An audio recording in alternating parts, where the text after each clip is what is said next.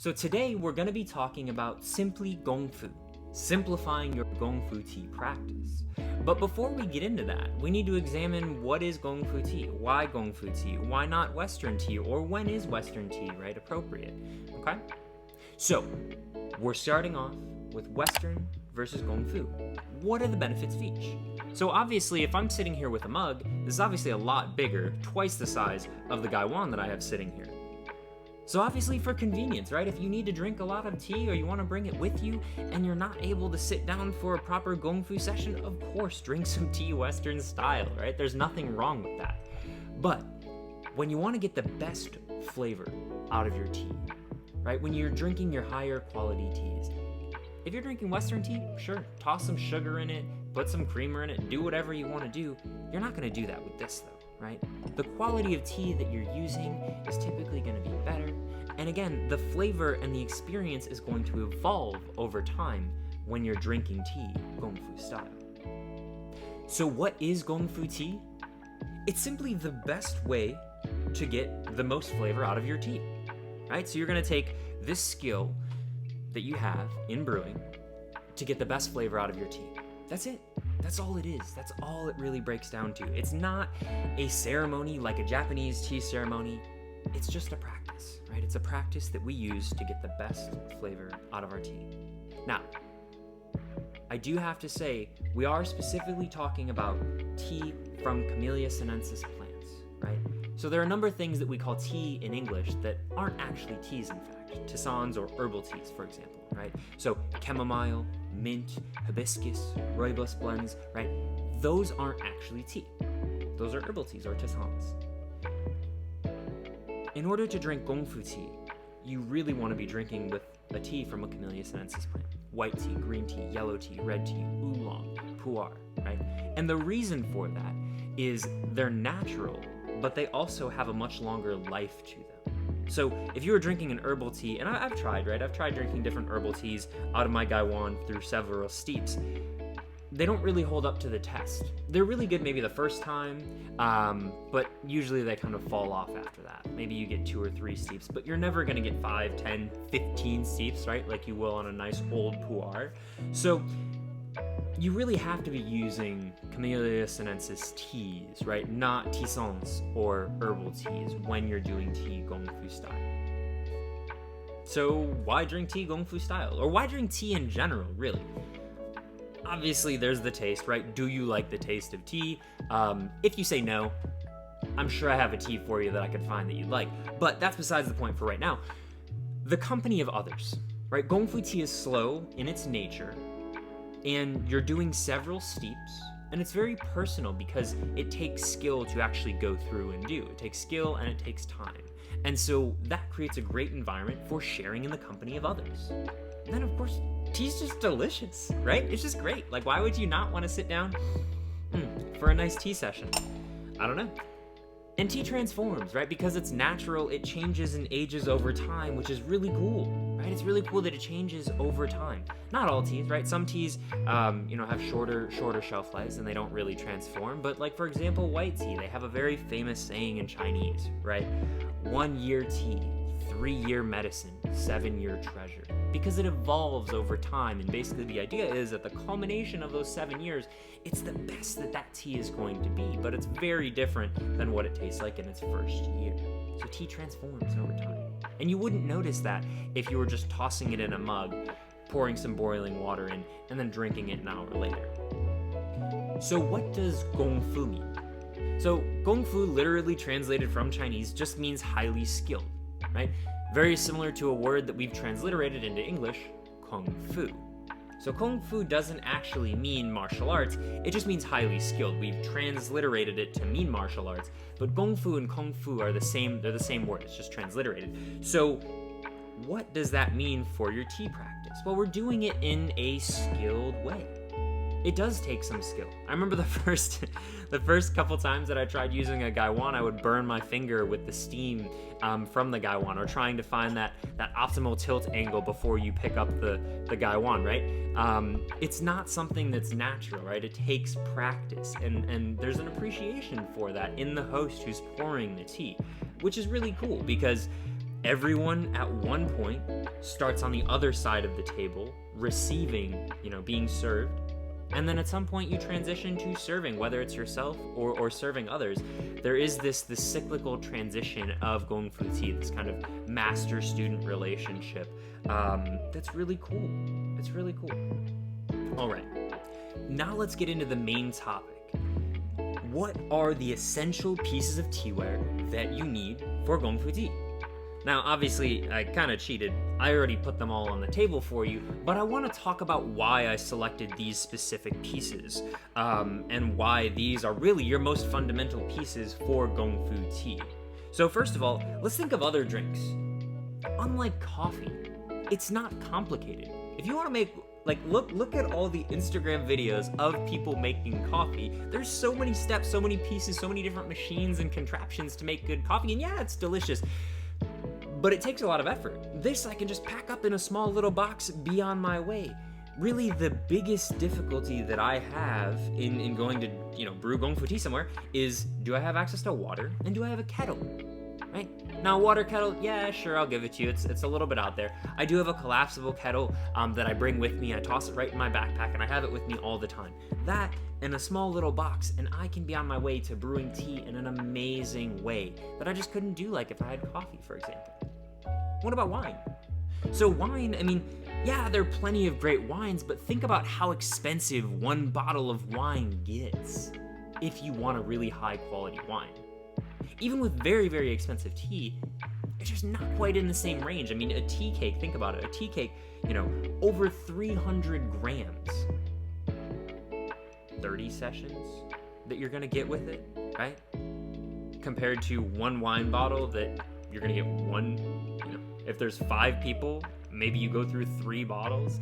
I don't care if you have 10 people, we won't drink a full cake of tea in one sitting. It's just not possible. It is possible, but it's very unlikely. So it's really nice that even when you're buying this higher quality tea, it's not going to command the same premium as other premium drinks like wine, for example. So let's get into the 3 pieces of teaware that we actually need to use for Gongfu style tea. Alright, so first of all, we have our brew cup, or our gaiwan. Then we have our pour cup, or gongdao bei. And then finally, we have our teacup, tea bowl, or specialty cup, depending respectively. This right here, what I have is just a chawan, a tea bowl, or a jurenbei, a specialty cup. Alright, so first let's start with the brew cup. So why did I select the brew cup and not a teapot, for example? Well, this was made for loose leaf tea.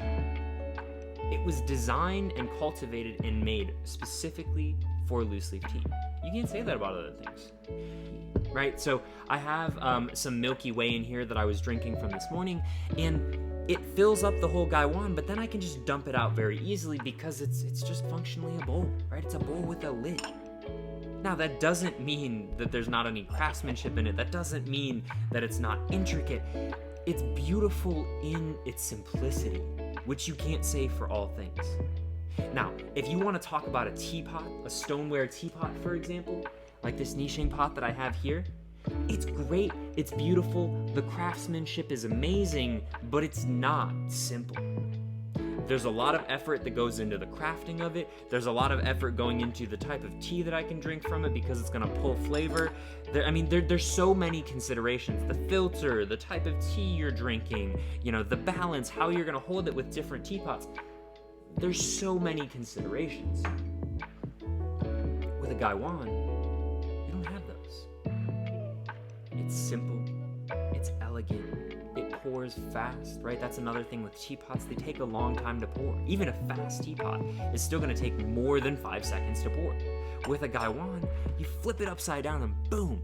Let me go through, I'll actually put some water in. This isn't completely hot, so bear with me here. But again, there's just a simplicity to having a bowl that you can remove the lid, pop it off, and then just pour. Right? Quick and easy. It does take time to get the angling down on where to angle it. there's several different ways that you can hold it. For example, the traditional sanshi method is using your 3 fingers like this, 2 around the side, 1 over the top, right? But that's not really important. What's important is this is simple. It's easy. It's easy for new tea drinkers to pick up and use. It's easy to clean. It's so much easier to clean than a teapot. Think about, when you're trying to take the leaves out of a teapot, the hole that you're trying to take the tea out of is smaller than the body of the teapot. With a gaiwan, that's not the case. It has flared edges over the top, right? And so you can just dump it. You literally just flip it upside down and it's empty, right? Same thing for rinsing it out. It's very easy to rinse it out because of the shape and the design of it. And if you ever break your lid on a gaiwan, on a brew cup, you can use it as a teacup after, right? What's the difference between this and this?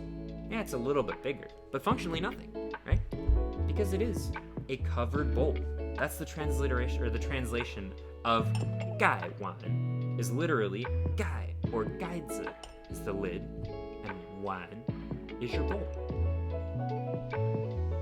It's the best piece of teaware that you could possibly use for your pot. The brew cup also comes in every single style of ceramics. So you can have an earthenware, a stoneware, or a porcelain brew cup, which is really, really nice. Why does that matter? Well, typically earthenware are going to have the coolest designs and glazes to them, which is really interesting, for new tea drinkers and even experienced tea drinkers. For your stoneware, again, that's going to take some of the flavor. It's going to pull some of the flavor out of the tea. I typically don't use stoneware gaiwans, but you can. And then the porcelain, like this one that I have in front of me, which is really cool, right? You can see the translucence, you can see through it, which is really, really pretty. And porcelain is the kind of ideal for testing new teas, right? Because it doesn't take any flavor away, it doesn't put any flavor into the tea, it kind of gives you this neutral balance, and it's also white, so it helps you to see the liqueur and the color of the leaves better, typically than even if you had an earthenware pot, which also isn't going to take or pull any flavors, but it is going to be darker in a lot of cases. That's why a lot of times you'll see teacups, even when they're glazed, have a white glaze on the inside so that you can see the inside better. So all in all, a gaiwan is just your utility pot that's good for absolutely everything when you're brewing Gongfu style. I highly recommend, if you're gonna get your first Gongfu tea set up, get the one with the gaiwan. I know that the brew cup looks intimidating, and it is a little bit at first. Your first couple steeps, you may get some steam, and you're gonna spill a little bit, and that's fine. Drips are fun, okay? You don't need to fear them. Just get used to this really, really awesome piece of teaware because they're beautiful, they're simple, they're elegant, and they have all the utility in the world. Okay, so the next we have the Gongdao Bei. Okay, Gongdao literally translates as fairness from Chinese, and Bei is again cup. All right, so we have the Gai Wan bowl, right? Wan bowl, the Gongdao Bei, which is cup at the end, right? The fairness cup. So with the translation of fairness cup, I just don't think it really makes sense, which is why we call it a pour cup. Because what are you using it for? You're using it as a filter or a pour cup for your tea. Yes, fairness cup also makes sense. You'll see it translated other ways, other places as fairness cup, and that's totally fine. There's nothing wrong with that translation of fairness cup. But we like to use pour cup, okay? What are the main functions of your pour cup? So, first of all, it's going to balance the flavor of your tea. What do I mean by that? So first of all, when you go to take your tea and you steep it, when you're brewing Gongfu style, you have a lot of tea in your gaiwan. You also have a little amount of water, and so you can very, very quickly oversteep your tea. So the pour cup is a way to filter that and get the tea just into a separate vessel before you actually pour it so that it's not oversteeped. All right, so it's a way to balance out the flavor of your tea. It's kind of fairness and balance idea again. Gongdao, fairness, right? So that's the first use of the pour cup, right? Is it balances out your tea. The second, though, and not everyone pays attention to this, but I think it is really important, right? If I were to pour from my brew cup directly into my cup, it's much easier to spill. Now, if I were to take the same thing and put it in my pour cup first, my pour cup has a nice wide opening. It's tall, so it's harder to spill, right? And mind you, tea isn't hot right now, right? Very lightly brewed this, so I don't really have to worry about it right now. But when this is piping hot and you're pulling this off, at 100 degrees Celsius, and you're pulling it off right off the boil, it's nice to have this pour cup as a transition piece before you go into your teacups, because then obviously all pour cups have a spout on them, and that spout is going to make it really nice, right? To be able to control how fast you're pouring, how much you're pouring, and if you have multiple people, it makes it really, really easy to pour. Now, those are both kind of rudimentary and simple reasons, right, why to use the pour cup. What else? Why else would we use a pour cup? Why else does the pour cup matter? Well, this one's glass, and I can see through it, right? Simple enough, fair enough. I usually use a glass pour cup because it helps to give a better view of the liqueur. Even in the porcelain, right, you're never gonna have a case where there's not leaves in there typically, so you're not really gonna see it in there. And even in this beautiful Royale, yes, it's white, but there are cracks on the inside, and I'm gonna see other things. This glass keeps it really transparent, right? Really transparent, so that I can actually see the liqueur really well. Also, when you're drinking multiple teas, right? If you're drinking multiple teas and comparing them, the pour cup is essential. Why? Well, if you're pouring from your gaiwan, your brew cup, or if you're pouring from your teapot or your chahu, right, you're gonna be doing it fast. If I had 3 brew cups lined up and 3 different teas that I was trying, you take it and you can time it and sequence it so that you can pour into your pour cups at the same interval. So let's say it's 5 seconds, right? After. You wanna make sure that all of your teas are brewed for the exact same amount of time. So this one, boom, pour it out into the pour cup, wait 5 seconds, pour it into the next one, wait 5 seconds, pour it into the third one, and now you have 3 teas that, yes, their temperature will be slightly different, but you can examine them and they've all been steeped for the exact same amount of time before you pour them into your cup. This piece, I would say, is probably the most forgotten by new tea drinkers. And in my opinion, it's really the most important and versatile for any Gongfu tea setup because, one, they're so simple, but you can also fit them in and match them with any setup that you have, right? Yes, okay, I have porcelain here. What about if I bring out that niching teapot, for example, or a teacup with a different glaze? The glass is always going to match, and you can use the same one regardless of what tea you're drinking, how you're drinking, what pot you have, what cup you have. They all work the same. You can use the same pour cup. So you only need one, unless you're comparing teas. Then you need 2, 3, 4, 5, right? But you only need one. All right, so again, we have the brew cup, or gaiwan. We have the pour cup, or gongdaobei. And then finally, we have the teacup, or tea bowl. In this case, I have a tea bowl. The tea bowl is just going to be bigger than a teacup. The tea bowl is a chawan. Okay. We also have a variation of the chawan that's called a jurenbei. All right. And the jurenbei literally translates as master's cup.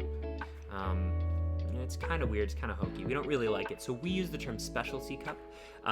Just feel like it's more indicative of the meaning of what it is. So a specialty cup is a one-off cup that you're going to bring with you. Maybe if you go to a tea house in China, for example, you can actually leave it at the tea house if you'd like to, or you can bring it along.